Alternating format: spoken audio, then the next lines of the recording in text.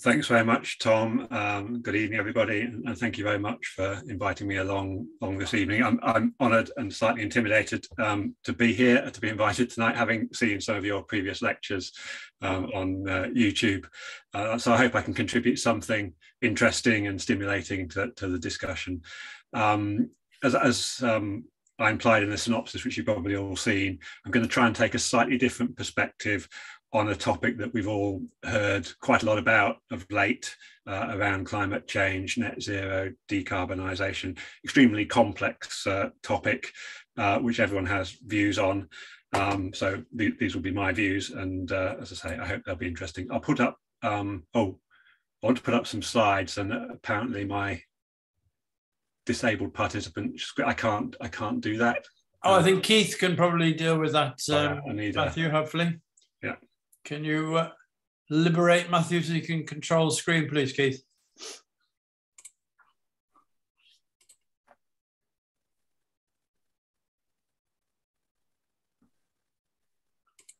I think that's coming. That's okay.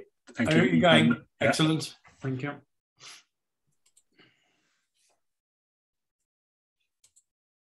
Right. Good. So hopefully everyone can see that now. I shall press on unless anyone says they can't. Yeah, no, that's great. That's fine. Okay, so yeah, rather than take the more or less standard approach of just setting out the evidence for climate change in increasingly terrifying detail, really, and then appealing to everyone to act, what I'm instead going to do is take all that as given, apart from one slide maybe, and instead try to give you a practitioner's perspective, by which I mean taking the problem as a given and the need to address it as given, and focusing on instead on ways that we might potentially set about solving it. My qualifications for talking about this, I guess Tom's alluded to slightly, but they're not particularly academic. And it's strange, I was reflecting on this, how life works out. It's nearly 30 years now since I first got involved in trying to develop batteries for electric vehicles, as it happened, for a company called Chloride Silent Power up in Runcorn.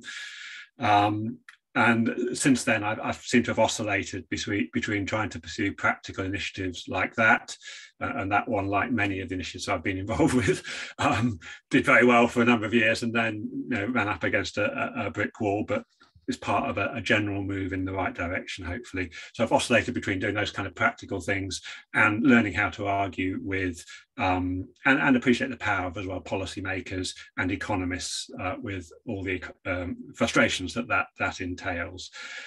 So it's a personal perspective, but I hope you find it interesting. The talk structured in 4 sections. I'll briefly, as I say, just touch on the problem we're addressing, but make clear that's the point of departure. I'll then talk about different ways people are going about and seeing us as a society addressing that, both in the UK. I'm mostly going to focus on the UK in this talk, but it's clearly in a global context. So different pathways that are out there, and I'll use that to identify 6 specific aspects which I think will be true considerations and focuses that will apply in any of those pathways, really, that we really need to focus on as a society in a practical sense. And I'll use those different aspects to then talk about 2 specific things: small modular nuclear reactors, which Tom was particularly interested that I talk about. It's a very hot topic at the moment in the UK. And also, while I was at it, I thought hydrogen. I'll bring it all to a close, and we'll see how we get on. But well within an hour, I'd have thought to talk about this. Okay, so putting what I say in the introduction into a pictorial format. No, sorry, this is just the statement of the problem, really. So I've decided against doing all the hockey stick graphs that you see in many of these talks. I don't think there's much debate about the challenge and the problem we need to address and the consequences of not addressing it anymore. These are 2 sets of data, really, from the latest scientific report from the International Panel on Climate Change from last year, and it's pretty horrible stuff. We need to do stuff about this, but we need to move, I think, from the science now to engineering and politics, and accept that that's challenging, but it's about finding things we can do about it. And I thought this was a useful kind of way of framing that. I could relate to this in terms of what you see going on in the world at the moment. This is a very famous curve from the world of psychology, just characterizing how individuals respond when presented with a really, really challenging bit of bad news, like the climate's changing fundamentally. They start by denying it, then go through a period of blaming other people and getting quite angry, and sometimes quite depressed about what they can not possibly do about it. But then they go through that and they start to think about how we can address the problem, experiment with different approaches, and then hopefully it all comes together and the world moves on. And my observation really is we spend an awful lot of time collectively at the moment on the left-hand side of that picture. And what I want to try and do in this talk is move the conversation a bit onto the right and talk about practical things that we can actually do. Okay, so we do, however, need to be clear about the scale of the challenge we face. And I hope this isn't too small to read, but one of the things that's happened in the last 25 years is the government's got much, much better at sharing information, to give them credit for things. This is a picture from the government from Bays showing the flows of energy in the UK in 2020. And so it's a Sankey diagram, essentially. So on the left-hand side, it's what we put into the system, and on the right-hand side is what we take out from it. And just 3 or 4 points to pull out from this picture as observations. First of all, the size of the numbers.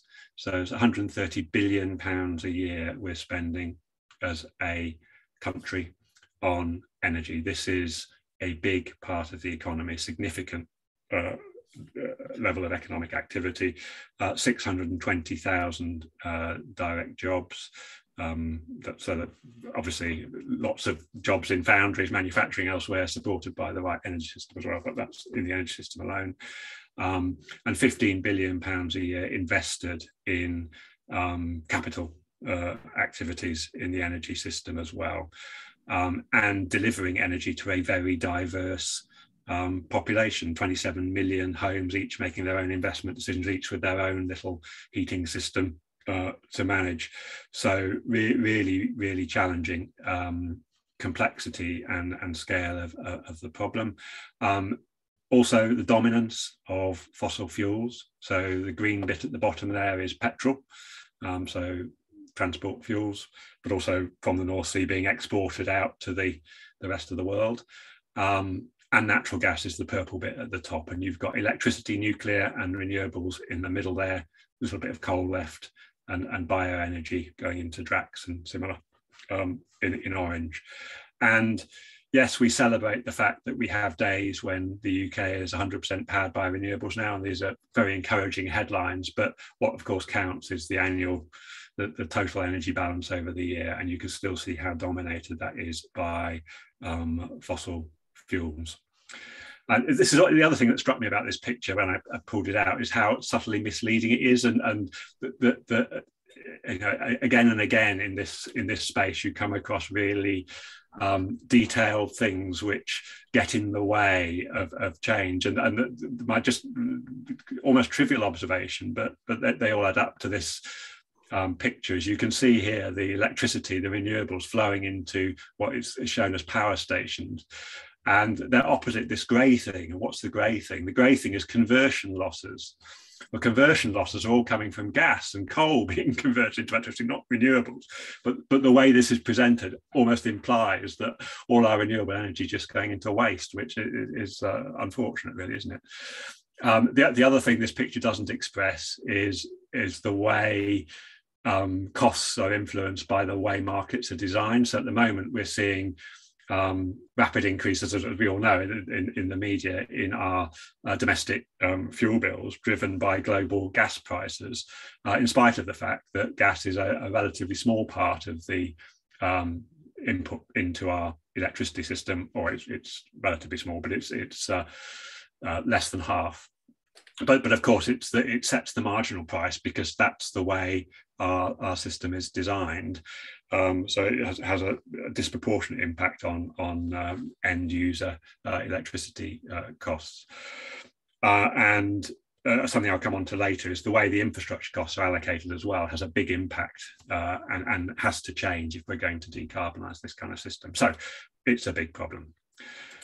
So changing that's not going to be easy, and it's also a very systemic problem. This is a slightly crowded picture, but I put this up because it brought home to me how how interconnected solving this problem is. This is the gas network. It happens to be in Walsall, and it was a picture shared with me by Cadent Gas a couple of weeks ago, when we were talking about decarbonising an industrial estate in the middle of Walsall, as it happened. And we were talking about hydrogen and supplying that heavy industrial energy user with hydrogen for the activity that they need to do there. And that's a problem in its own right, but we could potentially solve that. But the point Cadent were making was they can't supply hydrogen through their network to that particular industrial application without changing all of the network up to there also to take hydrogen, because you can't put hydrogen and gas in the network at the same time. So you've got to switch whole neighborhoods if you want to make these kind of transitions. You can't do everything by markets and individuals deciding to switch because they're incentivized to do it. There are public and social decisions that need to be made here as well. So it's challenging, and the consequences of getting it all wrong are quite significant. This is a tricky problem, but there is good news as well. So people are increasingly now thinking about how we solve this problem and putting serious amount of effort and energy into it. The picture on the left there is National Grid's future energy scenarios or pathways to net zero. And this is a permanent activity within National Grid. Now there's a team of people doing this. These are updated annually, looking forward as to how UK can achieve net zero by 2050. They look at they've established and they review continuously 4 different scenarios for doing that, different pathways.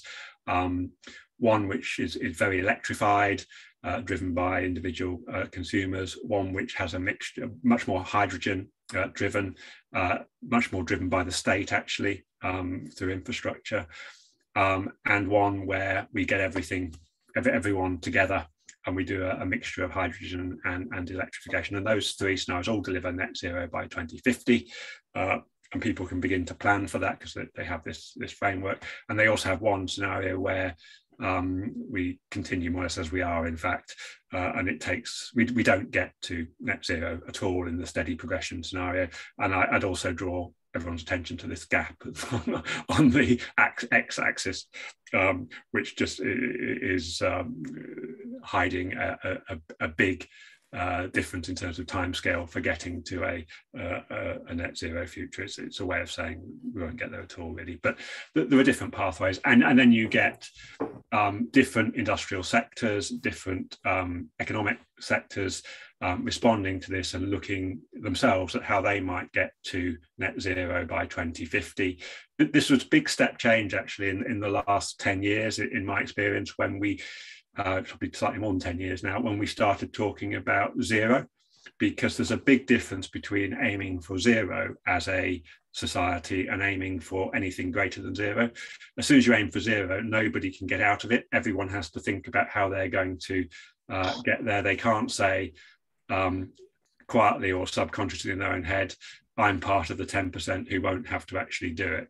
Everyone has to do it, so we all have to think about it. And the chart on the right there is Make UK's view of how manufacturing might get to net zero by 2050. And you can see it contains a mixture of things that they're assuming the government will do, or that the wider state will do, like new nuclear power stations come online, a degree of hydrogen capacity, etc., and things that the manufacturing sector can do to support net zero.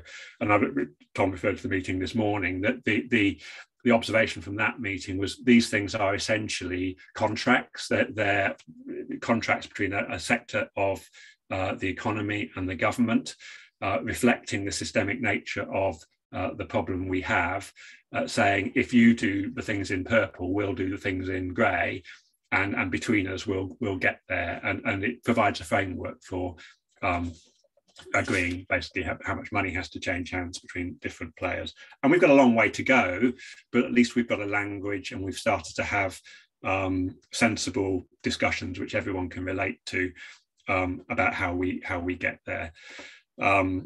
My fear, which I've been expressing for more than 10 years now with all of these things, if we don't do this fast enough, there's a political element to all this as well. And the longer we take, the closer we are to steady progression, given that the actual problem we're facing, the cliff we have to climb just gets steeper and steeper and steeper. So we have to take more radical actions as a society, and that's more painful. And we really need to avoid that. So some pathways are smoother than others, and the sooner we can start, the better, really. But good news, we have got some pathways, and people are looking at this. And as I said, I'm going to try and pull out my personal view, really, but there are common features to all pathways in terms of getting to sensible economic and social futures at the least cost. And I'm just going to talk briefly about each of these 6 features that I think we need to focus on as a society in order to get to net zero, or the common features. And I'll then use them to talk about small nuclear reactors and hydrogen and so on. These give a bit of context. So first one is infrastructure and the importance of infrastructure choices. So a lot of the debate tends to be about solar panels versus wind turbines versus nuclear power, which are end technologies. My proposition is that's a slight red herring. The real debates are around infrastructure. We've got to get those choices right. The second one's about electricity, key to all efficient pathways, and we can look a little bit about why. Third one is carbon pricing, which again is key to unlocking the power of markets in the right places, I think. Fourth one's about geography and place, and the value of a greater diversity, recognition of the role that localities and local communities can play in solving this problem, that we've really got a challenge in the UK to get our heads around this. Fifth one is the industrial opportunity, which is always worth bringing out. And the final one is political challenges, because I think it would be very unwise to ignore those. Okay, so pressing on with this, I've touched on this already. Infrastructure matters. Of that 15 billion a year that we spend on capital stuff in the UK to keep the energy system running, 9 billion is wind turbines, nuclear power plants or power stations, etc. But 6 billion is networks. And those networks obviously supply the electricity, the petrol, the gas to the end users, and they affect the economics of all the energy solutions. The value of a high electrical appliance without an electricity network is clearly much lower, or a hydrogen appliance without a hydrogen supply is much lower than it would be with the supply. And so the choices we make there are key to unlocking the power of all those technologies. And there's clearly a lot of jobs and a lot of investment tied up in the infrastructure that supports these existing flows. So the challenge of moving that is going to be significant. In order for us to get to net zero, again, it's directly implied by this chart, we've got to shift all of this fossil fuel activity into either electricity or hydrogen. Both of those mean significant investment in infrastructure. Electricity, it's expansion of existing networks. Hydrogen, it's adaptation of gas networks, new networks. and it may also be carbon capture and storage, so new types of infrastructure as well, which I think I cover on the next slide. So we need more infrastructure, more electrical infrastructure, potentially more hydrogen infrastructure. How we do that, the order in which we do it matters, because the economics follow the infrastructure.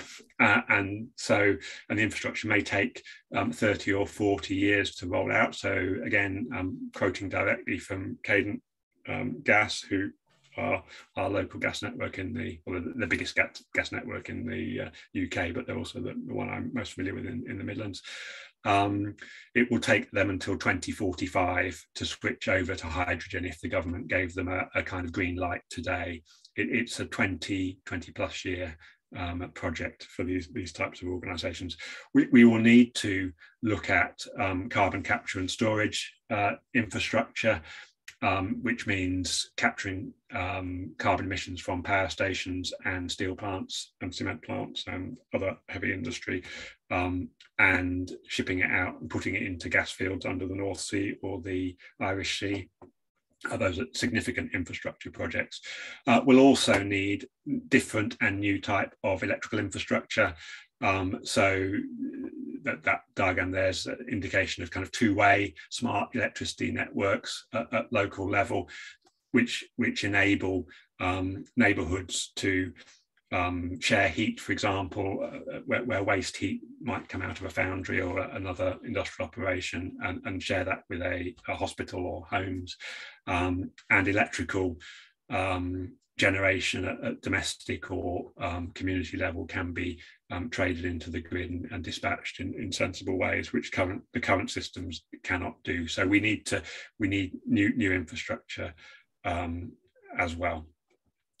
And in fact, if you imagine a future system which is in a slightly artificial reality, but entirely dominated by renewables, so that zero carbon energy system for the UK, just putting hydrogen aside for a minute, that's supplied by renewables and nuclear, it would be a system in which the costs are almost entirely fixed, because with the exception of nuclear fuel, the input resources are solar, wind, hydro power, etc., which are essentially free.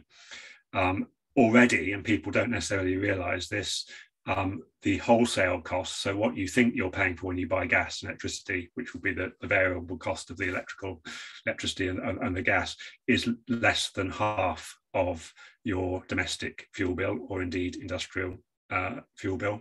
And infrastructure, which is the red bit and the green bit, so this is the cost of the pipes and wires plus the green bit. It says environmental and social obligation costs, but that is insulation of houses. It's also subsidies into wind turbines and solar panels and so on that historically has been allocated in that direction. So the infrastructure costs are already equal to the variable wholesale costs of energy, and that is going to rise. And the critical point or the difference between those two things is while you can hide behind global market forces for wholesale gas prices, for example, it's much harder to do that around the way you've allocated the capital costs of investing in your gas and electricity networks, or your the cost of building your nuclear power stations or your wind farms. So they're political decisions essentially, and the allocation of those costs between domestic and industrial customers is a key parameter for example, the competitiveness of UK foundries versus German or Chinese or American foundries or energy intense industries in general. And it will become harder and harder for government to hide that from everybody.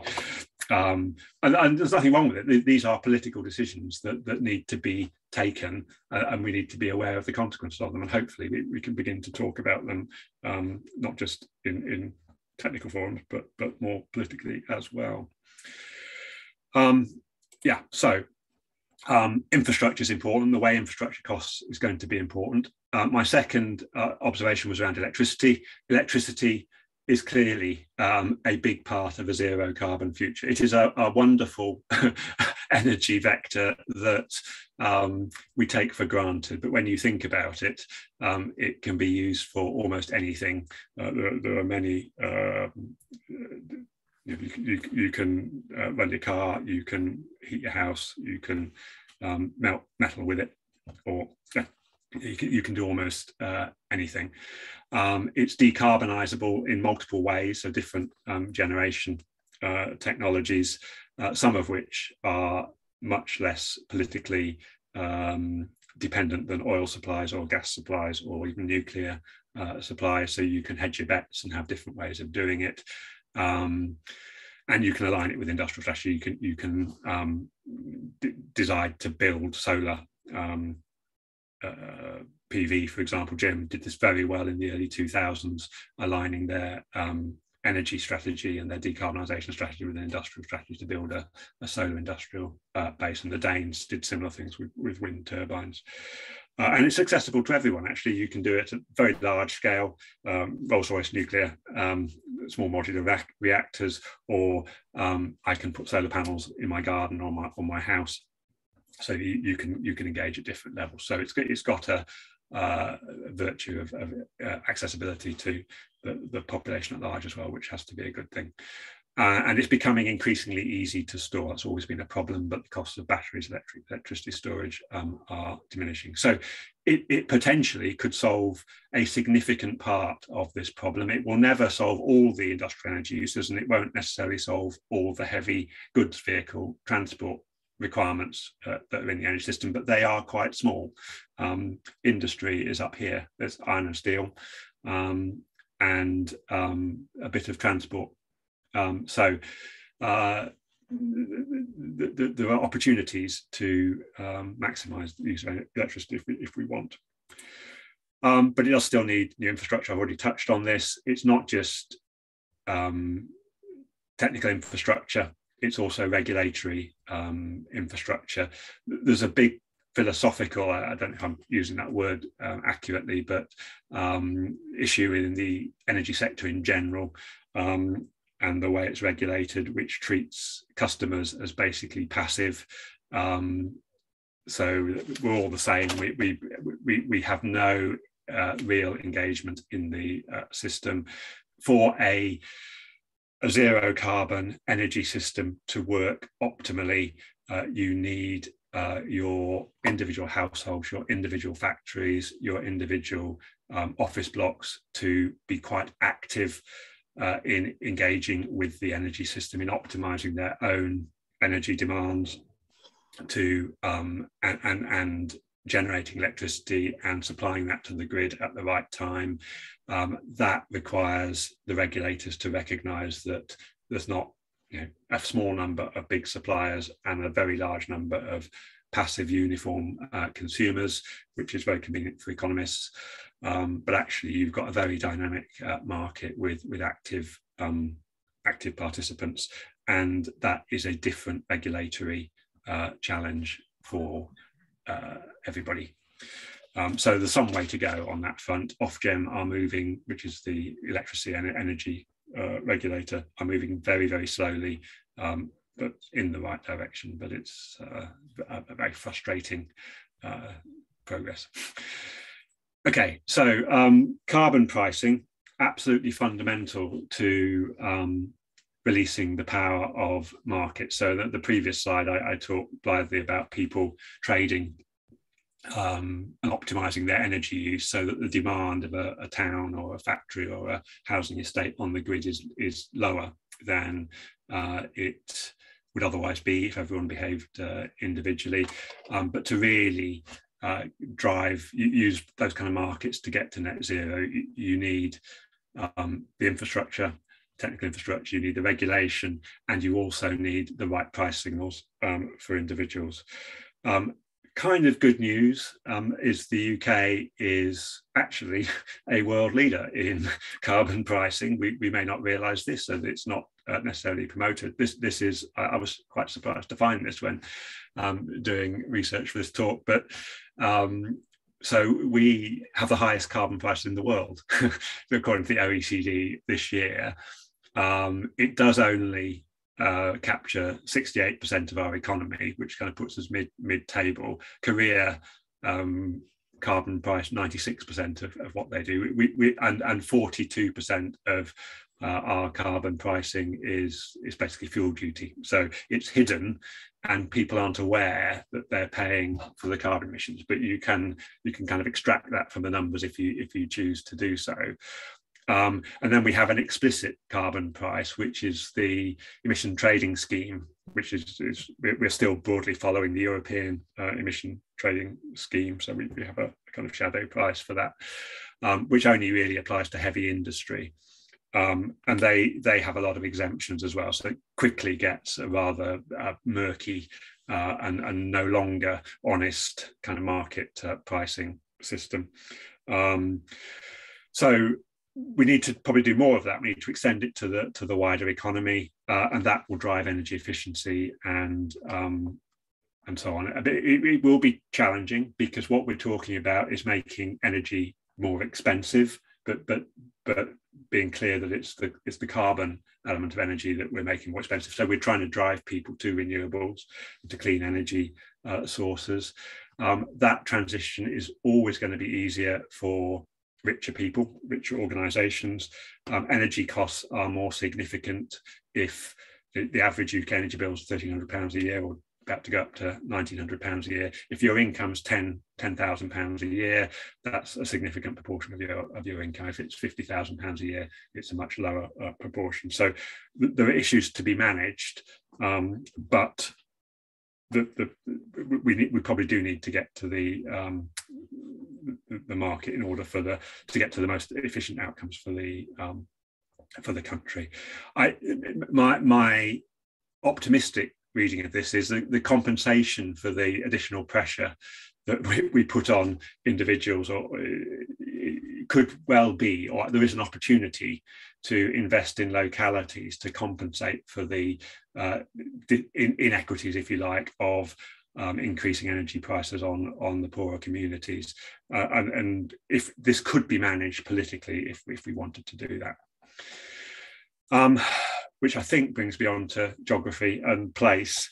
There's two different points I wanted to make here. One is, I think, an obvious point, but people don't seem to engage with this very often, which is if we're running our economy from clean energy sources rather than fossil fueled energy sources, if we're running the world from clean energy resources rather than fossil fueled energy resources, that changes the economic geography of the world. It is no longer as attractive to do high energy activity near oil fields. It becomes attractive to do them in other places. So the economic geography basically changes, and that transition needs to be thought through and managed. We have to decide how much we want to pay to maintain our economic activity where it is located, when it has located there largely to access fossil fuels cheaply, because that ceased to be a reason to be there. The sequencing matters, a point I've touched on already. At the moment, government has made some very, very strong statements about investing in hydrogen, carbon capture, future energy infrastructure in Merseyside and on Teesside, Humberside with the North Sea. And that makes those areas particularly attractive for investment in anything that requires energy intense processes, or people looking to, for example, build hydrogen technologies or carbon capture and storage. And it makes it harder to do that in South Wales, in Southampton, in the Black Country, etc. So it's not as simple for government of saying, we've only got so much money, we're going to hand it out in order to people. I think the politics of the implications of that also need to be dealt with, and we are trying to make that case in London at the moment on behalf of the Midlands, for example.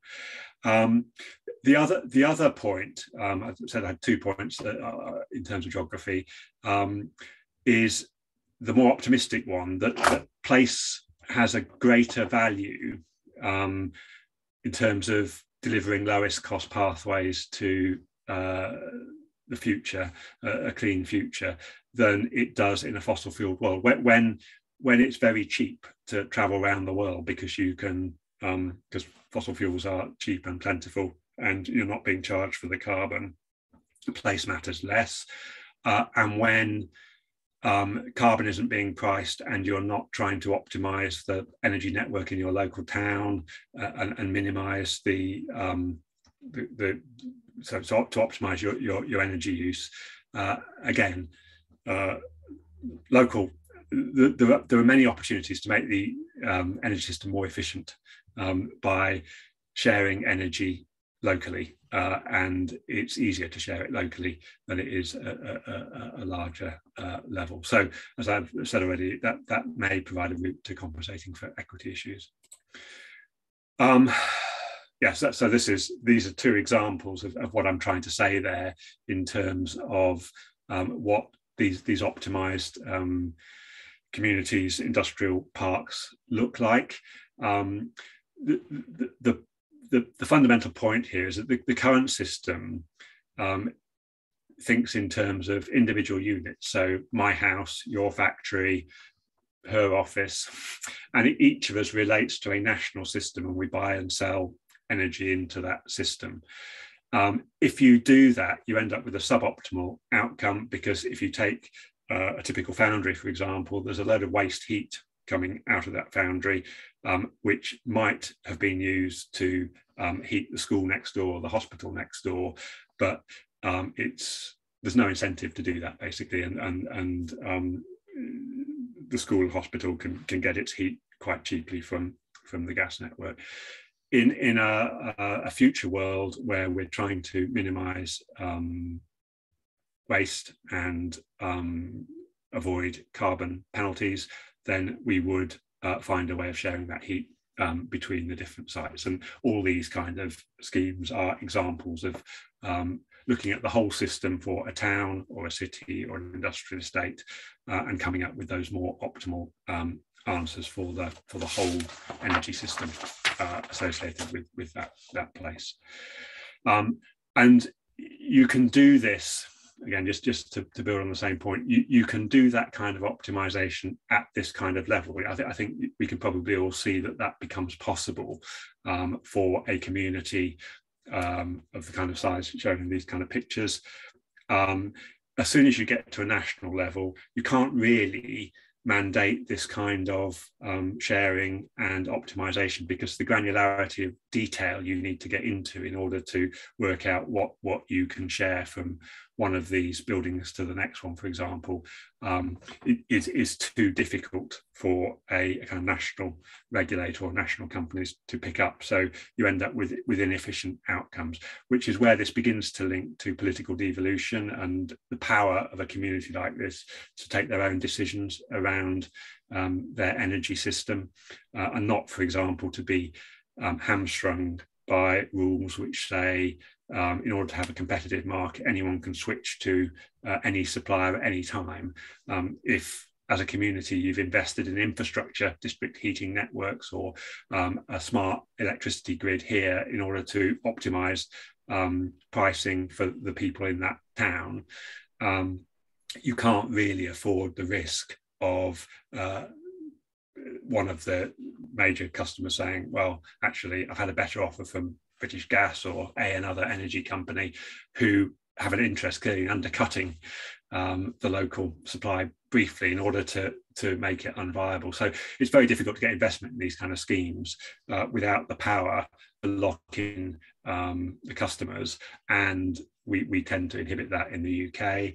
The power to lock in the customers comes with a risk of monopoly abuse and abusing the citizens, and therefore you need local democratic control so that is avoided. But that's not difficult to do, and it's actually done all over the world quite well, and people recognise the value of that. So I think we've got some way to go in this country to make these things easier.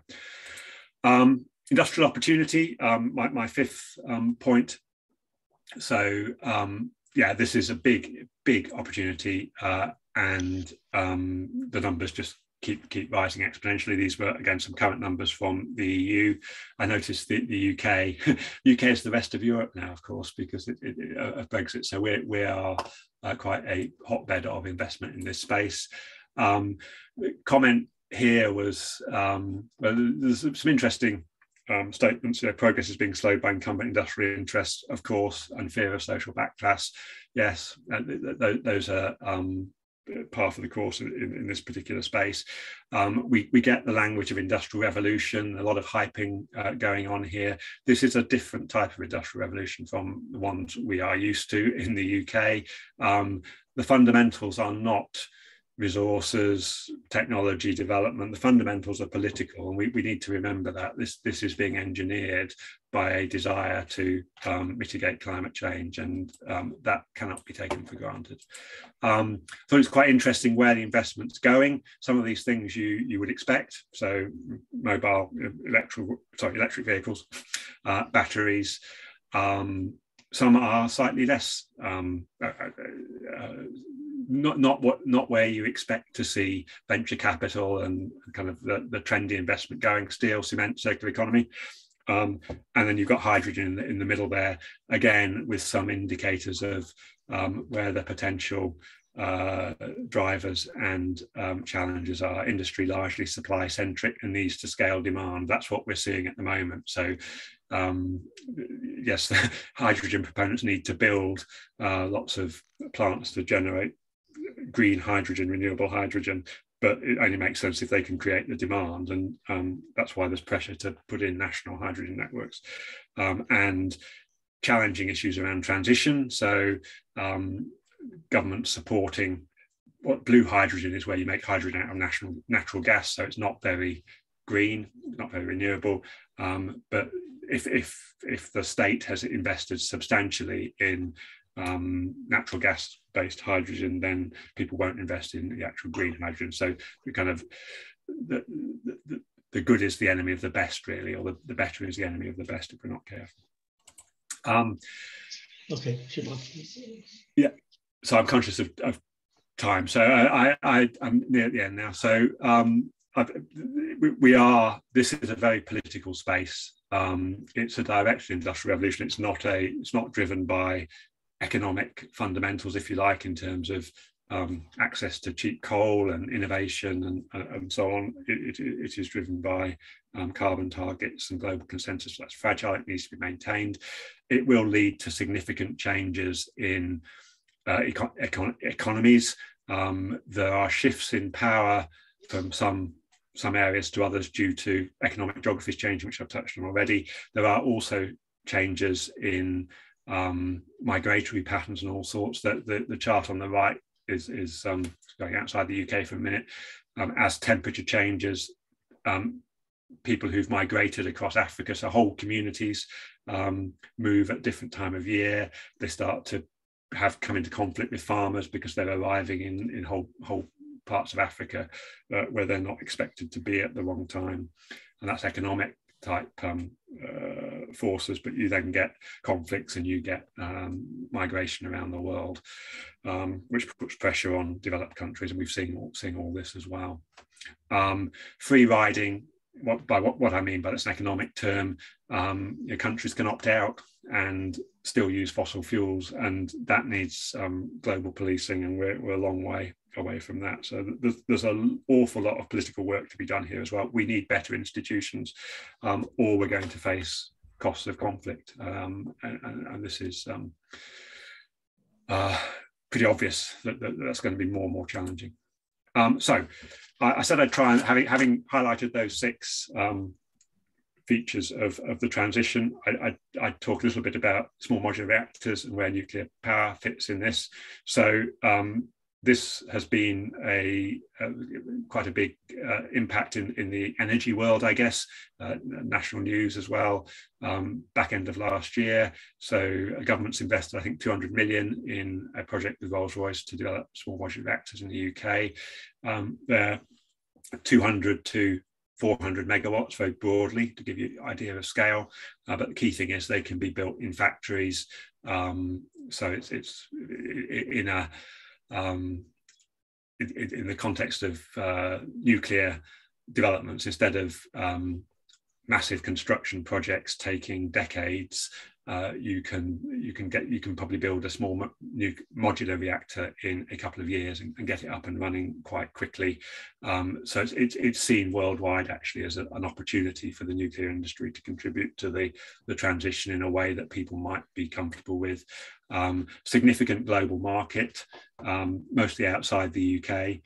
And again, that's actually recognised when you look at this, that these kind of technologies are being developed around the world. The US in particular, Russia as well, doing some work in this space, and China, I think. So there's a recognised opportunity here and a significant global market, 250 to 400 billion. Rolls Royce clearly making a pretty good job of selling it. They are almost certainly easier to manage, cheaper, faster and safer than the large nuclear reactors, but they lose the economies of scale, of course, of a 2 gigawatt nuclear reactor. But you gain the benefits of skilled jobs, manufacturing jobs. So Rolls-Royce are currently, again, it's been in the national press, looking for a factory location for the heavy pressure vessels they need, and that's the first of several factories they're intending to procure. So there's a whole supply chain that will be built. There's a market out there. There's still, though, the usual challenges of nuclear development, and that are still considerations, but it's a potentially powerful part of the picture. And what I wanted to do is just relate it to what I've been talking about, and why I think this is quite a sensible thing for the UK to be doing, because it fits with all 6 of my kind of features of all these different pathways. This is a kind of technology that would power your small town or your industrial development with a heavy industrial user. So there's a very good fit to that. You can use the waste heat in the way you tend not to with large centralized power stations. So it's a much more efficient overall approach to generating electricity. Nice fit to industrial strategy, which you very rarely see in the UK. And I've watched I've alluded to this already, the Germans and the Danes in particular get that right in the last 20 years, in a way, or 30 years, in fact, in a way that we struggle with in the UK. And it's quite quick. It fits with the electricity type realities, it fits with existing infrastructure, and it supports maintaining skills in the UK as well. So it could be a very good solution, and I think it's got a lot going for it. We'll see where it goes. So I started to touch on hydrogen as well. I'm less convinced about hydrogen. I think it's being overhyped. I think it clearly has got a role to play. It's fundamental to things like agriculture. So producing ammonia that goes into fertilizers that enable the world to feed itself. We need hydrogen. It will be needed for heavy industry and transport, but that is quite a small part of the UK energy mix. It needs a whole set of infrastructure choices that aren't obviously sensible, that need to be thought through.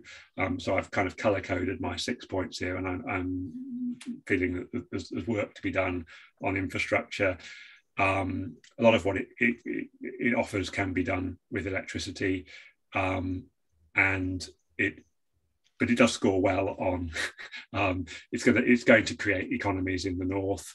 It does going to create industrial opportunities and jobs, and again, it potentially makes it easier to transition, for example, the domestic heating economy in the UK. So that's quite helpful. But I think we need to be convinced of the need to invest nationally in hydrogen infrastructure, particularly when the costs of doing that are going to be borne by domestic consumers and industry that doesn't actually need the hydrogen itself. So we have a tendency to take too much for granted and just assume that because we've got gas now, we need hydrogen everywhere. I say I'm not sure. It's not cheaper to convert whole parts of the country to electricity. So heat pumps for houses, for example. Okay, so final slide. What does this look like, and what does my future world look like if all of this comes to pass? It will be cleaner. That's what we're trying to do. I'd see a combination of much more fragmented, locally optimized energy networks. I'm coming at this very much from an energy perspective. So communities that have a greater responsibility for their own energy and carbon footprint, and the technologies and infrastructure to support that, and the powers to support that as well, at the level of the Black Country or Coventry and Warwickshire or London. It will also be more digital and more global because we need that that perspective. That's unavoidable. We need those platforms. We need to be able to exchange data. We need standards. There's a whole set of things I meant to touch on around trade flows and in carbon pricing, how that can be used as a aspect of trade policy. I think we will see more nuclear. I think we'll see some hydrogens I've touched on. If getting slightly carried away, in a world where localities are more powerful, the world's more powerful, we need more global cooperation. Do we need nations? That's a very provocative thought, but I actually think maybe we will see nationalism decline from its current peak. But the good news, actually, since this was the worshipful company of foundrymen, we'll still need foundries in any future, I think. Thank you. Thank you, Matthew. That was very thought-provoking, I thought, and I hope the people enjoyed it, and I'm really looking forward to feedback from our colleagues and people here as to what their thoughts are and questions might be. So over to you, please. I mean, if you want to put your hand up, you can, but I think we're not a massive group, so feel free to butt in. I'm sure we can accommodate people. Can I ask a question? Yeah. Can I ask a question? As you've made no mention on the sources of getting electricity as to the power of the sea. We have the 2 tides a day all the way around our coast, an enormous coastline, and it seems such a waste. I'm told that it's because of the extreme cost of the concrete to do it, but there seems to be no talk about having it looked at further. So that's apologies for omitting that. That is, from my perspective, a perfectly viable. You're quite right. We've got tremendous energy in the sea. I think that the thing that stopped it, the scheme that comes to mind is the Cardiff barrage. There was a very seriously pursued scheme in Cardiff to basically build a tidal lagoon, and you capture the tide when it comes in, and then you let it out through 2 turbines or a number of turbines and generate electricity. That scheme, I say, had serious backers. What stopped it happening was environmental concerns around things like seabird migrations and the changes to the ecosystem. So it had that kind of challenge. The reason I don't know that much about these technologies is I am a small energy person. I'm a town regional sort of energy person rather than the big centralized plant type activity, but there's also tidal turbines that go under the waters. I think the costs are quite high in relation to offshore wind, as long as you have to put everything under the sea. But the basic thing is, of course, is that with wind power, there are days when you don't get any wind power. There are days you don't get any sun. With the tide, you've got that 365 days a year. Totally agree. Yes. Yeah, the issue, I think, is the capex, I'm afraid. It's massively expensive to build such structures, and you can't get people fired up to do that. I mean, I actually, I found fascinating Matthew's sort of context in regard to politics versus pure sitting on top of materials, which has always driven industrial development in the past. The political side of it is much more challenging. But I think to come back to the point of the tidal thing, I actually think that it's much more cost effective, because that's why it's not being done, to use the systems that we've discussed at the moment. And it is the massive capital expenditure and some of the green issues that relate to damming massive areas and then try. And actually, I disagree with Matthew just a little bit about hydrogen. I think one of the interesting sides of hydrogen, with my metallurgy hat on, is the ability to reduce metals. You know, be it the, you know, trying to clean up decarbonisation of steel making, for an example. And obviously, we've seen where there's places around the coast where that can be done with it's massive capex, but then it's massive pollution as well. You know, so you have to balance the two things off. But I think things like breaking down neodymium and to be able to extract precious metals which are wrapped up in all things, hydrogen is a clever way to capture those elements once they've and that, I think you'll see that being exploited much more commercially, and it's so sophisticated and difficult to do that you need sort of first world countries that have got the cash and the ability to access markets to make these things happen. But that's just my comment. Any other feedback?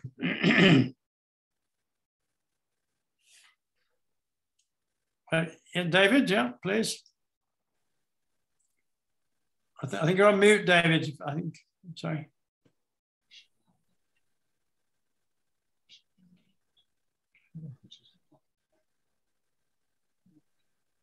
Go. Oh, we can hear you now, I think. Go ahead. Oh.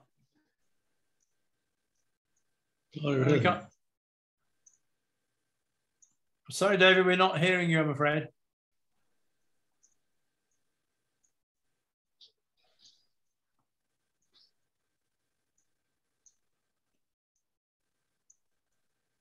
Is that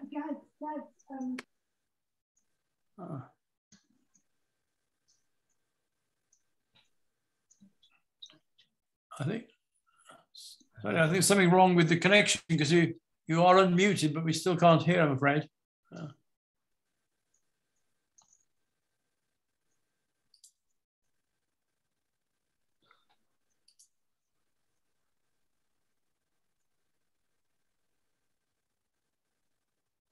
Sorry, yeah, sorry. Alan, would you like to go ahead, please? Yeah. Thank you very much. I'm a founder, but I'm also involved with my college in Cambridge and having the job of sort of leading the greening of the college, which is somewhat bigger than an individual home. And I find, just looking at the whole scenario on the gas front, what really worries me is the fact we're going to be trying to keep methane going. And I think you said we wouldn't have pure hydrogen until 2045, even if the go-ahead was given now, which seems a bit late in the normal sort of climate change concern level, which we have. The thing about methane is when it gets up in the air, it's 100 times worse than carbon dioxide.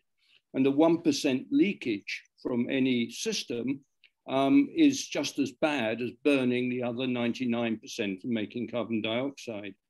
And so I'm very concerned to hear this 2045 because we see British Gas already trying to sell boilers which can be converted to hydrogen. And I see that, beginning to see that simply as a sales method of trying to keep methane in play longer than it really should be. I'd just like your comment on that. Do we really need to cut off methane even if hydrogen's not ready? I would be supportive. Yes, as I indicated in the talk, I think electrification is probably a better way to go, particularly heat for buildings. It's totally doable and a much cheaper way of doing the whole conversion. The government is planning to have a virtually zero carbon grid, certainly by 2040 and probably by 2035, and that seems totally within our grasp now, including nuclear as a source of clean energy. So yeah, I think it's in that particular space, I really don't think we need to keep methane at all. Thank you very much. After my own heart. Yeah, thank you.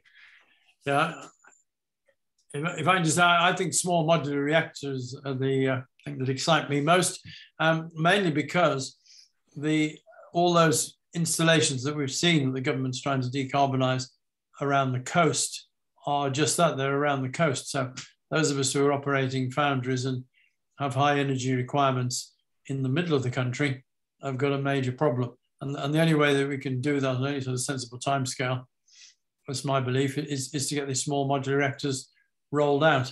I think it's public knowledge, but it's worth sharing with everybody who's on the call now.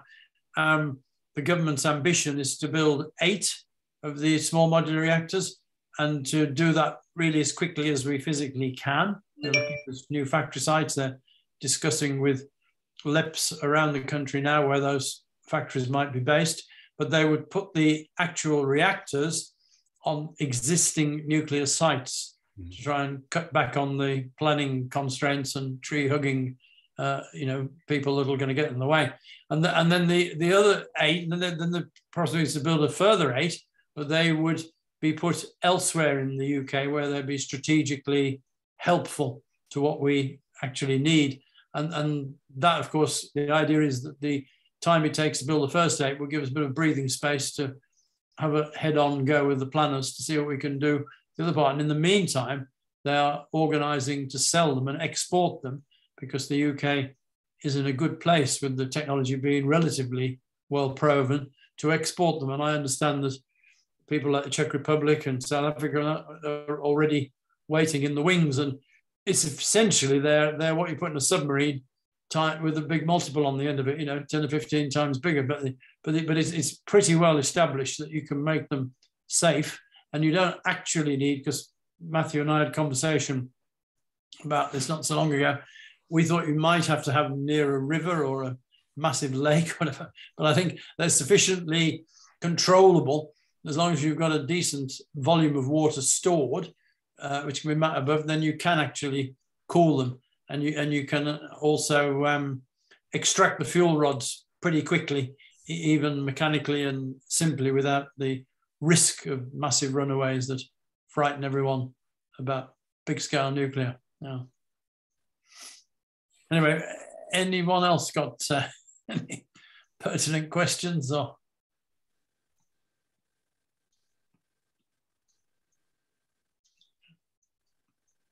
no, I'm not seeing anyone else. Well, I hope you found that interesting and enjoyable. I think the challenge is clearly in our court, and I think I hope and think that the foundry industry is being, so far as we can be, proactive. Matthew kindly is very engaged with us presently to try and find a way forward. So it couldn't be more relevant to where we are. And the challenge is to make sure that we can keep on the front foot and make it happen at a price, because although we've talked about the economic aspect of the price, unfortunately, is, as we've already said, it's becoming more and more politicized. So it is crucial that we as an industry can make our case to government and try and keep ourselves viable in the face of these challenges. But anyway, that's my comment. Otherwise, can I thank you, Matthew? That was absolutely brilliant. I thought it was really good the way you contextualized it all. And personally, I thought it was good that we saw the contrast between the way the original industrial revolution grew out of materials and energy and resources that were in certain geographic locations, so that being now turned on its head, and the infrastructure and the political decisions around it are what's going to control our success or failure in remaining competitive internationally. Yeah. So thank you very much, Matthew. That was absolutely brilliant. Thank you. Thanks. Yeah. Yeah. Thank you. Yeah. So if everyone's pleased, I should say thank you all very much for joining us, and thank you, Keith, for orchestrating in the background.